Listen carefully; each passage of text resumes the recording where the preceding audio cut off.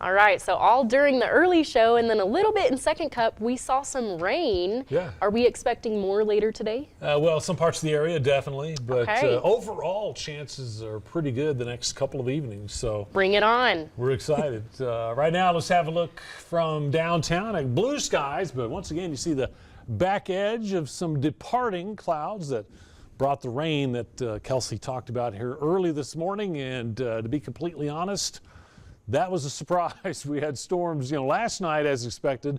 Those died off, and then this early morning stuff kind of popped up unexpectedly. But we'll take it, especially places like Clarendon. Clarendon just got soaked. I mean, it opened up, and it was a deluge. About 1.5 inches of rain, but most of that was within an hour's amount of time. And this is good news. I just checked. We do have a rise going on at Lake Greenbelt that just desperately needs the rainfall. Really needs some more rain to fill that reservoir up, and that's kind of what it takes, is repetitive rain.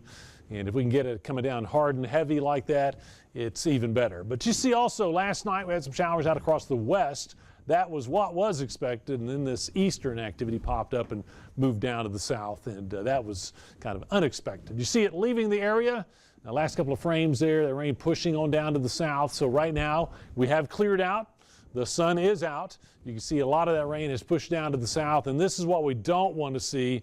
Look at that rain regenerating down across the hill country and back to the east there of San Angelo, places that just don't need more rain after all the horrific and devastating, tragic flooding that has been in the news here since that big round of flash flooding and, of course, all the fatalities. So, again, let's direct our prayers down that way.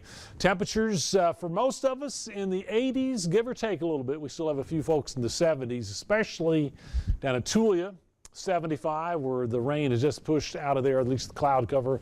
Clayton's at a comfortable 72 degrees.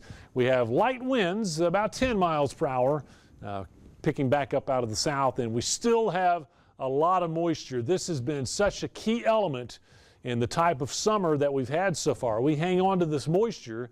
It does, put us in position for more rainfall, and it helps to keep temperatures under control. I think most of us today heading up around 90 for Amarillo. We'll work in some low 90s here, but that's about normal for the early part of July. And as far as rain chances are concerned, well, I do think we'll see storms popping up in New Mexico right on cue, like they have been doing the last couple of evenings. About 6 o'clock, we'll get storms out around Clayton.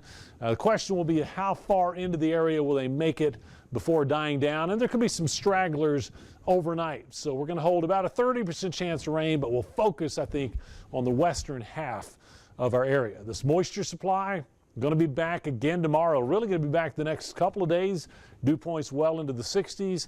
Temperatures again tomorrow, I think, get up there around the 90-degree mark, keeping that right on track as far as normal. But one thing that's helping us out is we're getting the steering flow around this high that's giving us a chance of evening storms. Now, when that high is right over you, that's when you're hot and dry.